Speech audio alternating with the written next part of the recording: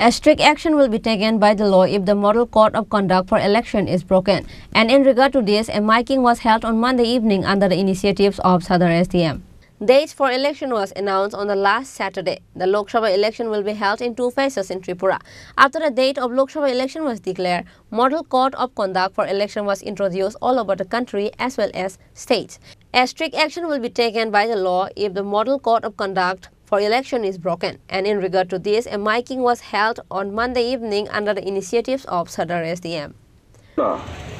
এতদ দ্বারা সর্বসাধারণের অবগতির জন্য জানানো যাচ্ছে যে ভারতীয় দণ্ডবিধির 171 বি ধারা অনুসারে নির্বাচনী বিধি চলাকালীন সময়ে উৎকোচ অথবা পারিতোষিক প্রদান করে কোনো ব্যক্তির ভোটাধিকারকে প্রভাবিত করা দণ্ডনীয় অপরাধ, যার জন্য 1 বছরের জন্য জেল ও জরিমানা উভয়ই হতে পারে।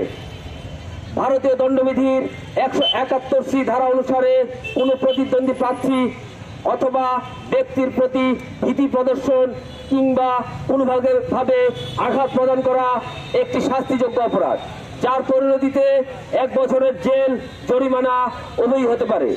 এর জন্য ফ্লাইং স্কোয়াড এ ধরনের উৎকোচদাতা এবং গ্রহীতা উভয়ের ক্ষেত্রে কেস রেজিস্টার করে যথোপযুক্ত ব্যবস্থা গ্রহণ করবে।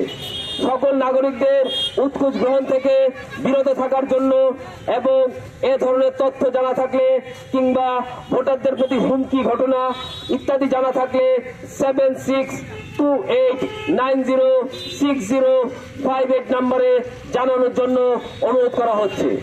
এই ফোন নাম্বারটি দিবারাত্র এ ধরনের অভিযোগ গ্রহণের জন্য খোলা থাকবে।